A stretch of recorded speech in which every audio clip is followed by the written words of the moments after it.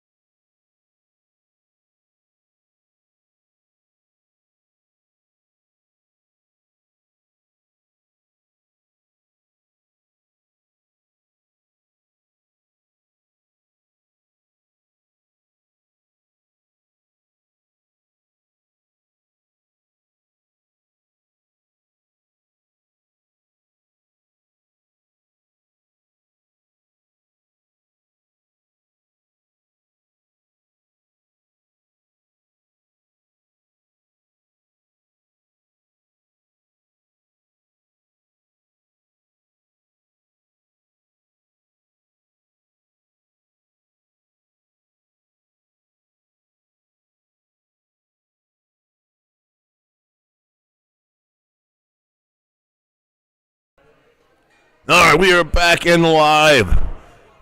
Thank you for being patient with those technical difficulties that we experienced. We are back. I'm back. Rob Leverance here at Capital City Classic at Axes and O's in Sterling, Virginia. We are approximately 24 miles as the crow flies from the Lincoln Memorial, just outside of D.C. We're the Duels portion of Tournament Sunday. We are going to play the duels all the way through to a championship and determine the winner with no stopping. After that, we are going to be having the knives portion of Championship Sunday, then Big Axe, and then Hatchet. Our knife representatives, Tyler Flynn, Dustin Wellman, Brett Williamson, Lucas Johnson. Highly recommend tuning in for that. All those guys have been on a big show before, under the bright lights of ESPN2 in a World Championship or U.S. Open. The Big Axe. You're going to hear some of the same names, guys. We've had a great weekend from three individuals in particular. Lucas Johnson, Dustin Wellman, Tyler Flynn, and Mark Tishko. Those are the Big Axe representatives. Our Hatchet. Dustin Wellman, Colby Dean, Tyler Flynn, Mike Titus, Hayden Brown, Lucas Johnson, Tim Haggard, and Nick Doon. Nick Doan, excuse me. I apologize to Nick yesterday for broadcasting his name wrong. Michael Dolan in the house. In the comment house, that is. Hi, Michael. How are you doing, buddy? We miss you. I miss you. I miss your hugs, man. If you ever see Michael, give him a hug. He gives great hugs. In lane 7. So we're in a rubber match right here with Zach Crawford and Josh Russo. Up in this match. They decide to go down and up. Susie and Russell here about to throw. Down by 12 coming in this last throw. Game 3 of this double elimination tournament.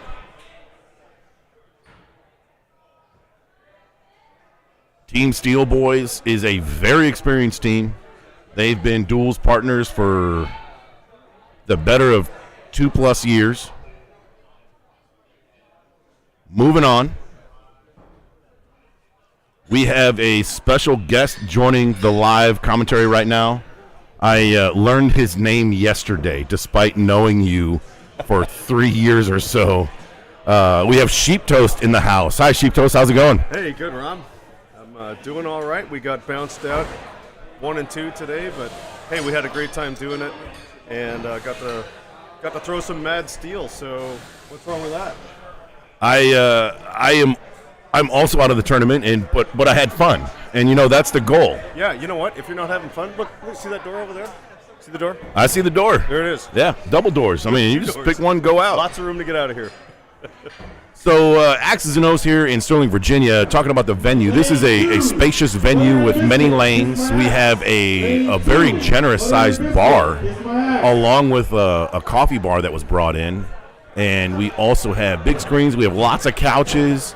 The pit crew here has been pretty stellar. Oh, yeah, the pit crew's been on very all efficient. Day, all weekend, yeah. We have our judges, volunteers, including Mr. Sheep Toast here. How do you say your last name? Toast. Oh, there's the last name. Oh. Well, Kolovecchia, that's how you say that. That's okay. So just like it looks. Just like it looks. Just as long like as it you know looks. how to, put a little Italian Kolovecchia. You gotta, not swallow that thing, right? So we got a board change coming up here. We're going to jump over to the other lane and see what's going on. All right. Looks like we have a few axe throwers in the lane. Somebody going over. We got 10 on one side, 11 on the other, looks like.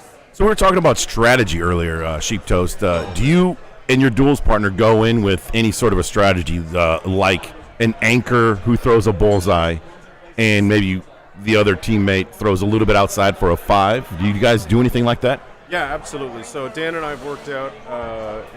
We trade back and forth on the bullseyes, and so right before our throw, if you happen to be in the lane with us, you'll hear one of us say bull, and the other one will say line, and so that we're just declaring who's got ownership of the bull that turn, and the other guy's he's aiming for. Well, it depends on the situation. He's either aiming for the black line, if we happen to be up by a bunch, if they've dropped, we want to play it real safe. Or, if the game is still tight, we're looking for that white spot between the bull and the black line on whatever side we happen to be on. So that's the way we bring our game. Every once in a while we get a 12. We are not we're not super duper super duper. So hey, and it gets us pretty good. We're pretty good in IATF, the other non-mentionable axe game around here, but. Duels for Quatto is new to us, so we're doing our best to get in there and compete a bit. So that bullseye is 1.5 inches in diameter, so bringing in 2 axes to try and hit that red bullseye for double sixes is for some teams, can be a risky move. Absolutely. So what we're talking about is just playing it a little bit safe, because a drop is pretty detrimental in the duels discipline. Will kill you. Yeah. Although, having said that, the game we just lost to bounce us out, our opponents had a drop, and but we ended up throwing like 8s instead of like 10s. 2 4s is what you're talking about. Was that drop in the early portion of their game? It was their second shot, and I think we hit 10s to start each, and then we ended up going up by. I want to say we went up by 4 because we threw a 9 on that shot when they dropped, and then we played it too conservatively after that, and they came in through the back door, and hey man, that happens too. So right here we have a 3-point game right now, and there was a little bit of a strategy going on. That's why they weren't throwing. They were hesitating a little bit, deciding whether or not both throwers need to go up or up down or stay down. We had a 1 up 1 down with Dave and Tim there. That's the kill shot not successful. And they've tried the same thing. Well, we'll see what. Is that enough? No, I don't think so. No, 2-point. 4-point game. Mad kills take the win. As we're making our way through the bracket right now, I see the team names. If you want to follow along with the bracket, go to axethrowing.org. And when you're there, go to the upper right, click on those menu buttons, and go to venues. Once you're in the venue option, click the search bar and search Axes and O's. We're in Sterling, Virginia. Once you do that, you'll see the icon for Axes and O's up in the upper left. Once you're there, go back to that menu bar, click on it, hit Tournaments. And once you're there, you'll see a drop down. Is that a double 6? It's a practice shot. I thought it was in the match. Still a double 6, though. Impressive. Yeah, very nice, very nice. And once you see that tournament, click on it, and you can scroll down. On a phone, the description of the tournament is kind of long, so either turn your phone to landscape mode or just you're going to have to click or go down the recent tournaments, and you'll see the duels portion. There's only one link for duels because it's only one bracket. We're playing it all the way through to the championship, and you can follow along there. In the bracket, the team names are up, so it's hard to know who is who. Yeah, there might be a few nicknames rolling around here. Yeah. That's as someone who does live broadcasting and broadcasting in general, it's tough because you don't know the teams. I do know that Brown Tishy is Mark Tishko and Hayden Brown. Even though Lucas Johnson and Hayden Brown are here together in the same venue, they are not throwing duels together this tournament. Yeah, fun choice.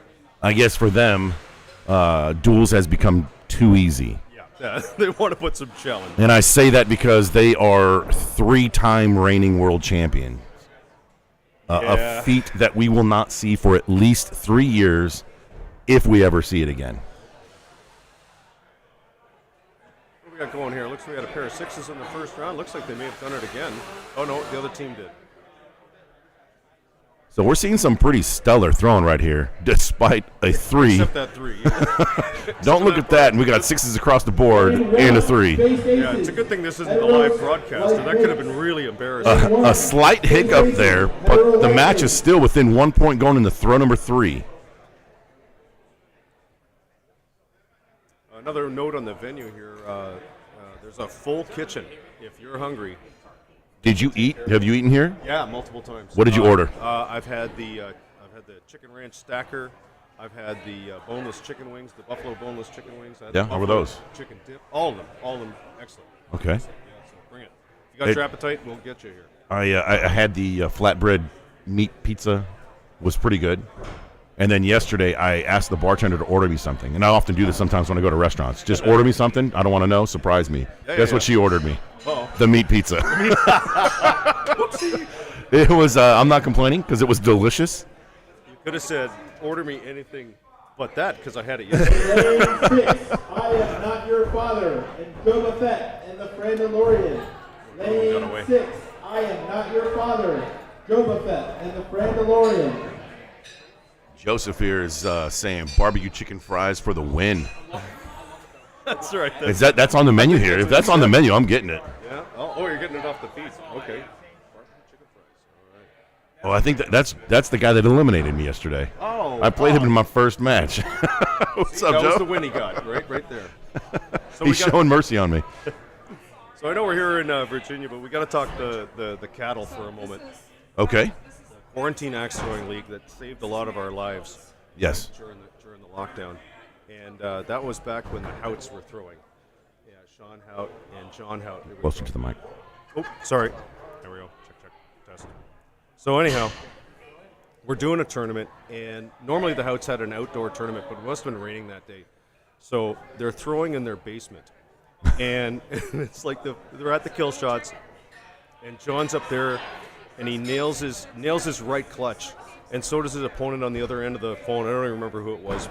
And they're like, yeah, we're all cheering on the line. Yeah, okay, now you got to do the other one. You got to hit the left one. And John's like, yeah, about that. And he takes the camera up, and the whole camera goes all shaky because he's holding it. And he pans up, and they have cut the joists that lead up to the right-hand side so that they can hit the kill shot on the one side. So we had to give him a pass for hitting both kill shots because he had, well, I invented the hashtag that day, suddenly doing dishes in the basement. And my favorite moment of cattle of all time. So during the COVID period, many of the venues had shut down, along with many other businesses. And our friends to the north, compared to the United States here, you guys had a much more strict lockdown, I think. It lasted longer. Yeah. And the axe throwers banded together with the leadership of Mike Morton, our current commissioner, Tristan Ledberry, and Gavin Cassie. They formed the Quarantine Axe Throwing League. And we had multiple teams throughout the country and Canada that played each other on a live stream on whatever platform, Facebook, Instagram. And it was an honor system, and it was brilliant, and it was so good and so much fun that there was another 2 seasons. Yeah, it just carried on. And it was amazing. We were still in lockdown, but you guys were, a whole different thing. I participated in myself. I was throwing in my backyard in Houston, Texas, where it often was rainy in the summer. And some of the matches I threw, I was holding an umbrella while I was throwing. Well, you know what? I did a tournament in a winter storm one day, and I forget who I was throwing against, but like I couldn't hit anything for the life of me. Yeah. And nothing would stick to the board because my boards were frozen solid, and I'm shivering and shattering as I'm trying to throw, and it was oh my God, what a mess. But we had way too much fun, and it saved our lives to be able to throw during that period of time. And there were an awful lot of casualties from COVID, not only people getting sick from it itself, but of course an awful lot of businesses went down, and a great deal of the axe clubs did not survive, including my Lane home club. 7. Hit. Anthony. Lane 7. Hit. Anthony. Lane 7.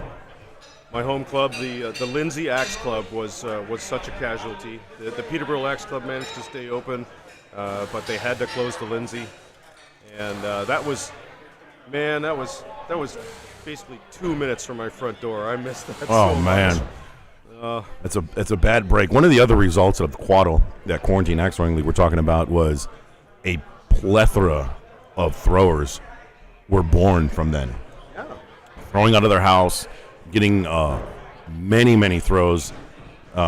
It was like a new generation of axe throwers had come out. And I believe Lucas Johnson was one of them that came out there. Colby Dean are relatively new throwers compared to us old dogs. That's right. So a good experience and a great organization that happened. And often we had a team from Australia. Yeah, absolutely. And there was I threw a bunch of matches against folks that were out in Ireland, England, and the Australian crew was a little difficult. You had a whole week to line up your match, though. That was a good thing, right? Remember Yeah. that? So, and then if by the end of the week, if you hadn't managed to get a hold of your opponent, you were able to throw a ghost match, where you simply, you lined your camera up, you recorded it, you threw your shots, and then you did 5 kill shots just in case you ever needed them. And that, I don't think anybody ever needed all 5 kill shots. But, and you would record hit or miss, and there's some call now because we have some worldwide clubs to do some kind of online tournament again. I mean, we have the technology. Look at this. We're doing a live feed here in Virginia, and this is broadcast all around the world, right? Yep. So, at some point, it'd be absolutely amazing if we could, bring clubs together that are on the opposite sides of this planet of ours and have some fun together, right? Because this is all about having fun, right? There's Absolutely. that door, right? Look at that. And there's an emergency one in the back if you're really having a bad time. Yep. We are moving along in the B bracket right now. We're letting the B bracket catch up to the A bracket. So A bracket's on a holding pattern, making our way. We are looking right now at Team Butter and Biscuit and Team Kiss My Axe. Yeah, Kiss My Axe. They, I wish them. I hope they win the whole thing because they put us out of the tournament. So, Yeah. we just had a judge call in there from Tabitha, our head judge today, cleaning up the call. She's been spot on all day and all weekend, I might add.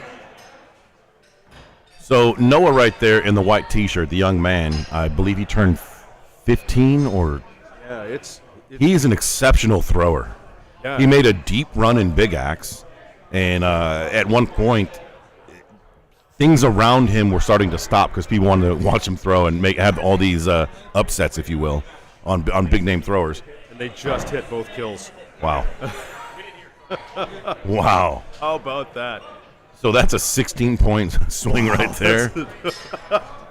I think the match was already out of reach, but who cares? That was awesome. We're going to see Nick, the man in the jersey with the red hat there. He has made the Hatchet broadcast. We'll see him later throwing in the championship bracket for Hatchet. Lane 3, critical drop, Space Aces. Jumping over to lane 3, we got a lane assignment here. Just as a recap, this is Championship Sunday. The duels portion happening right now is going to be played all the way out till we determine a champion. And then we're going to jump over to knives where Tyler Flynn, Dustin Wellman, Brett Williamson, and Lucas Johnson are going to battle it out. And after that, we're going to have Big Axe. And you're going to hear some names again. Very familiar names. We have Lucas Johnson, Dustin Wellman, Tyler Flynn, and Mark Tishko in Big Axe. They're having a good weekend. But just wait. In the Hatchet, we have Dustin Wellman, Colby Dean, Tyler Flynn, Mike Titus, Hayden Brown, who was my horse, by the way. He was my pick before the tournament. Knock on wood. All right. Lucas Johnson, Tim Haggard, and Nick Doan. Man, that's an impressive list of people. Okay. And good human beings, too. And that's the other wonderful thing about this sport, just the people that are involved.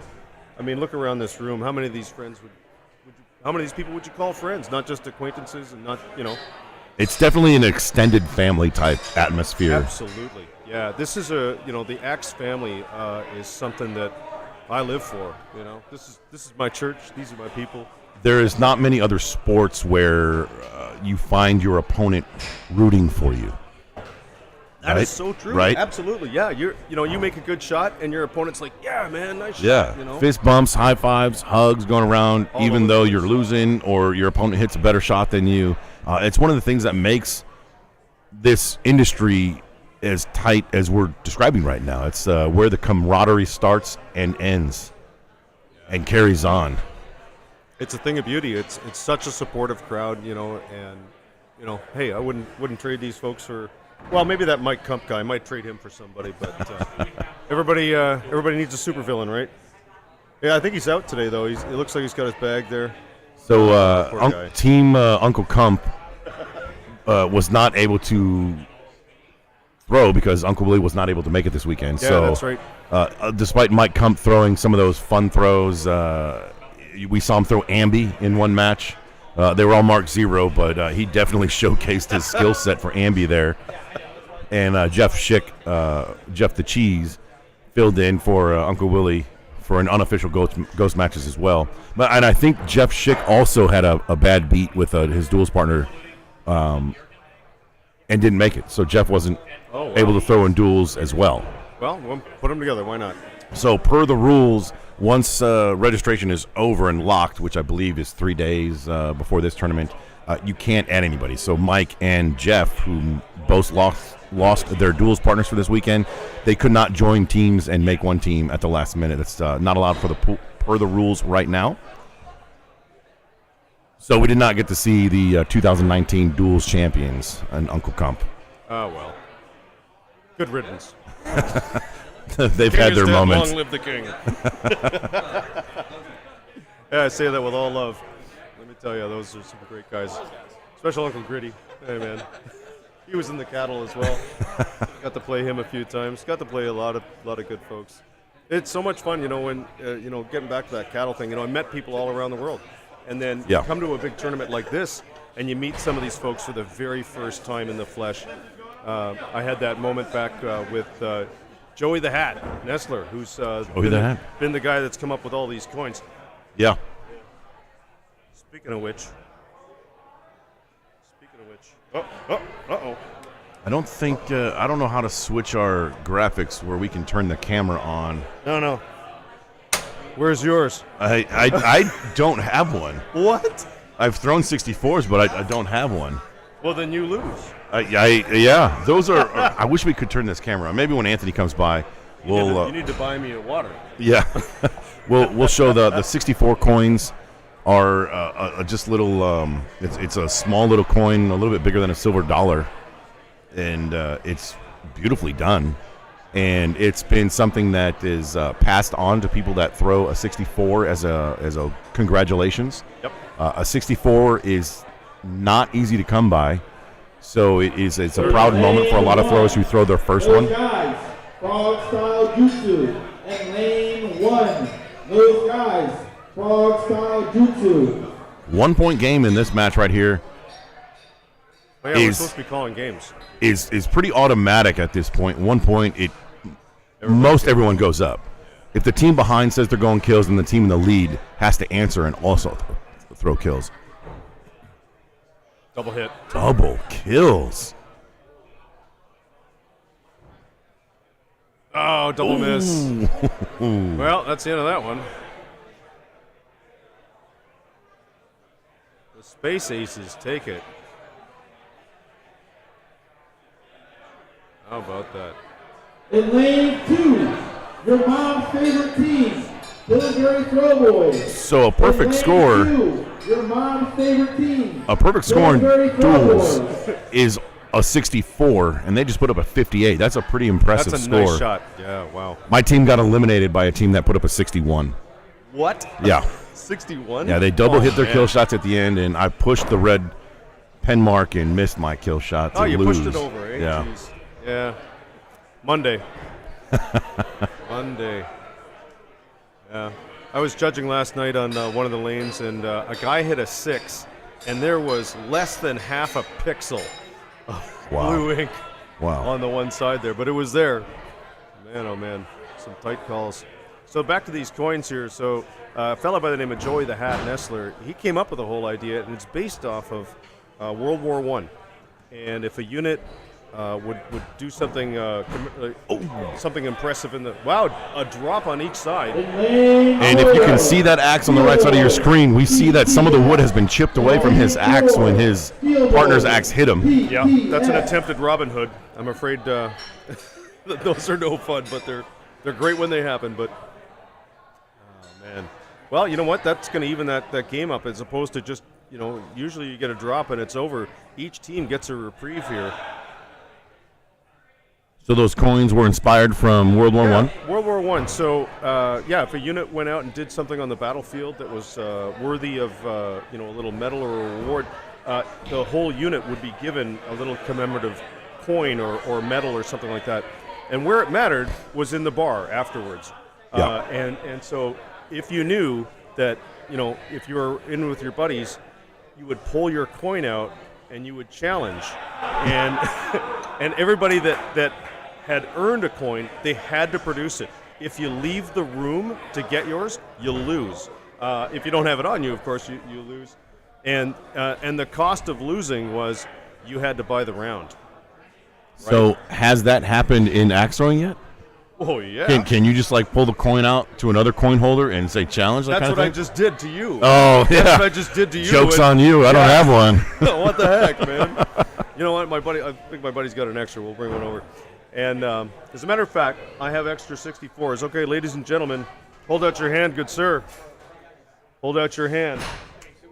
That one is yours. This is mine? You just gave this to me? That's yours. My man. There you are. You can be part of the round Wow. now. So now when you got to keep that any time you're at an axe venue or you're at the bar afterwards, anywhere, you gotta be able to produce that. I've already lost today, by the way, so I'm able to. All right. Wow, So what many a special challenges. We treat had for good. me. Thank you, Sheep Toast. That's nice. Thank you. You're welcome. You're welcome. So there we go. So if you're at the bar and you don't produce that, you'll buy the round. So that's the risk you take. Now that you have it, you've got to keep that with you. I might as well just make a necklace out of this and just wear it around my neck because that's how proud I am right now that you just gave this to me. Thank you. You're welcome. Yeah. So, you can only lose once per day. But you have to beware the stroke of midnight. Lane 7, please go to the announcer's stand. Thank you for the congratulations. Do other coin holders know this? Everybody who has a coin knows the rules. And there's a special. We got to get a picture. We're going to put it up on. There's a special Facebook page. I'll see if I can find it here. All right, you talk for a while. I'll dig this out. We have a shout out from the comments for you. We are making our way through the bracket still, and at this point we have a couple of A bracket matches going on in lane 2 right now. What we're looking at right now is a bracket match. Nope, not this one. Excuse me. Lane 2 is an A bracket match right here. We have All right, hang on. taken a photograph right now. Get a photograph of Mr. Leverett. There we go. All right, we're going to post that up That's awesome. post that up where it matters. I did not throw a 64 today. No. As long as you have an official But- one at some point in your life, you're good. My man. So this is an A bracket match. This is game number 1. Those were the final throws right there. So Lucas and Ian will take that win on game 1. Lucas and Ian are in the not Waddle jerseys right now. They're on the right side of our viewing screen. We got Aaron and Greg wearing Waddle jerseys on the left side. They are Team Pillsbury Throw Boys. Love the nicknames. Yeah. Practice throw here for game number 2. That's right. Lucas Johnson is not teamed up with Hayden Brown right now. No Brown Johnson here at Axis and O's. But Ian Malpass and Lucas have been partners in the past. And I believe I tried to recruit Lucas as my duels partner because we have been duels partners twice and we got 3rd place twice. So we needed a little redemption. But he sold out on me and went with Ian. Told me they have unfinished business. His actual duels partner for Brown Johnson, Hayden Brown, is paired up with Mark Tishko, who is also, they are also in the A bracket on opposite sides.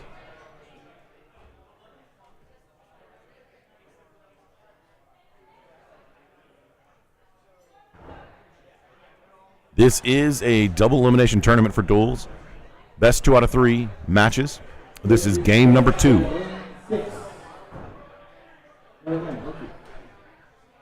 Double sixes thrown by Lucas and Ian on that throw number 1. We also have 2 fours followed up, so a 4-point spread going to throw number 2. All right. You're going to have to join the Perfect Game Challenge coin recipients. Okay. I can do that. And then I think I can probably ask you to do that somewhere. I got to do it for me. I need a computer. I hate doing this stuff on my phone. It sucks. I'll get you invited. You have to read the rules. I will. I'll definitely read the rules. All right. What do we got here? We have Lucas and Ian throwing double bowls for the first 2 throws. Ouch. Psychologically, what does that do to your opponents? It destroys you. My buddy Dan Godfrey and I, we already faced these guys. Lane 3, hit, butter and biscuit. In lane 3, hit, butter and biscuit. And they put us into B bracket, but we won the first. Look at that, they just did it again. Golly. Man, all right, we're going to pay close attention here. We have a potential 64. 64s in duels, I think, has only been done a couple of times. Yeah, there was a photo posted, and they're actually in the building today. I can't tell you who did it, but it was posted. So here we go, ladies and gentlemen. Watch this throw carefully. And they know it's on. They know it's on the line. Let's see what happens here. The opponents have thrown, and they've thrown very well. Looks like a double six. That looks there. like a double and here six. they go.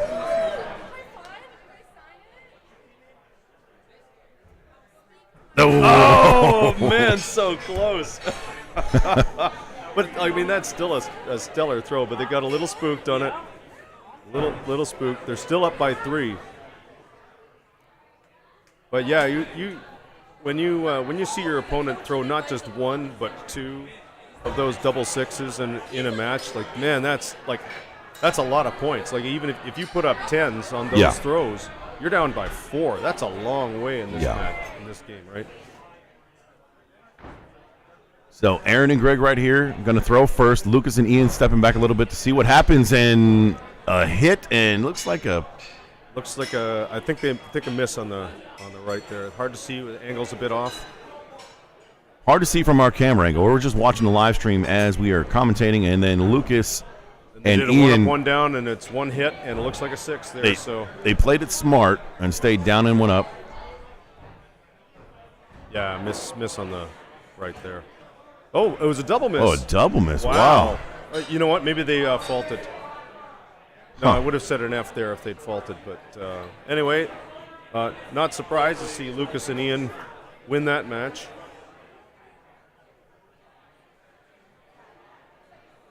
All right. Who's in the other lane? Who we got? Oh, we got the Noah Domes. coming. Here he goes.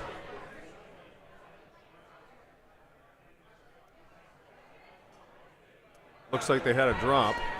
Which match? Do we know how deep into the... This is game number 1. All right. And the Domes, Nick and Noah, is Team Butter and Biscuit. Lane 1, Matt Kills, Joe Buffett and the Frandalorian. Oh, we got... In lane 2, Brown Tishy, Axe Mafia. In lane 2, Brown Tishy, Axe Mafia. This is game 1 of a B bracket matchup, so the loser goes to the bar bracket. You got it. The winner will continue to move on through the B bracket for their run. But the fact that this young man is standing in there, and I believe that's his father, is that right? Yes. Yeah. How about that? That's awesome. You know, I mean, he's here competing with some of the best in the world, and apparently I heard a story from another thrower, and they were, and a seasoned thrower, I might add, with like gray hair and all that kind of stuff, like somebody up here with Rob and I. And apparently this young man comes up, he says, how did he say it now? Hey, let's go. Let's do this right now. I'm going to put you down. And the kid meant it, and he did it too. Like, just awesome. Destroyed him. I think it was a knife match. I love that attitude. I love that go-get attitude. We're going to jump over real quick. About to get started here. We have Mark Tishko and Hayden Brown there on the left side in like the darker color blue. And we have Ronnie Patterson and David G over here on the right side in the royal blue and blue jeans. This is an A bracket matchup. Let's jump back over here. I gotta say, on the other side there's just a couple of pushovers there with Hayden and Yeah. They Tishko. Tishko was our U.S. Open champion when we were in Minneapolis, Minnesota. Hayden Brown, as we've mentioned before, and as if you don't know, is half of the team Brown Johnson, the back-to-back-to-back world champions in duels. We got a special guest in the booth here at our toes. Who's this? Do you know who this is? I don't know the puppy dog's name, but that's one of his favorite spots right there. No, he's upgrading. He wants to stretch. Puppy dog. We have there's about 3 kind of roaming around the booth here. So 16-point spread going in his last throw. Both teams decide to go up, down. A couple of bullseyes hit and a miss on that kill. And another miss. I stand corrected, a hit. That's a 59. That's a 59. monster game. Wow. By Adam Fortner. All right, well, that's only match 1, though, so you know what? It looks like a few things went wrong there for our the folks we're rooting for. We're going to root for the underdog here, the young kid and his dad. Why not? You always got to root for the underdog, right? Absolutely. Thank you. Oh, no. And down. Oh, no, that's a practice shot. Okay, all right. There we go. I feel better Get that now. out of the way. I feel better. That's why we practice. That's why we practice. Yeah, my partner and I had a few drops today, and you know what? That's the name of this game. You make a drop, you're going to lose. That's the way it works. So Sheep Toast, we just saw them tap their axes, and we were talking about what tapping axes means. What is your interpretation of tapping an axe? What does it mean to you? All right, so tapping that axe is really the only way to say good luck, because you don't want to say good luck in the middle of an axe match. Sure. Luck is not a factor. Sure. All right. Well, yeah. But yeah, I use it to convey all the love. We have to appease the axe gods, of course. Yes. Right? They must hear steel before a match begins. And so it is, it's the tradition. You have to acknowledge your opponent, your opponent's skills and everything that they're doing. I'm getting a nod here. He's from from Bearded. Yeah, we're doing good. Is that a drink? I got lots of water here. We got tech support coming in here, giving us some love. Are you still in? Oh, yeah, that's why we're sitting here. Anthony S. is who we're referring to right now. He comes over. He is the man behind the scenes that does the setup. And he is the one that did this robust setup for the live stream. We have a great switchboard, the mics, all of his equipment. He came in here, dropped his equipment off last Sunday. Came in Wednesday, started setting up, and he is the brains behind this. And someone that should never buy a beer for himself ever, because he does so much for the community. He reps Camel City. We don't have the camera on, but Camel City Axe Club, him and Mandy's venue down there in North Carolina? South Carolina. North Carolina. Carolina. One of the Carolinas. Yeah. There's lots of those. Yeah. But thanks again to Anthony. Whoa. That's a tall pour over some sensitive equipment. Yeah, I was so nervous. That was more nervous there than my first match yesterday. I just saw Rob's heart rate just kind of pound right up there. Check your Fitbit. Oh, What does man, that right? say? Holy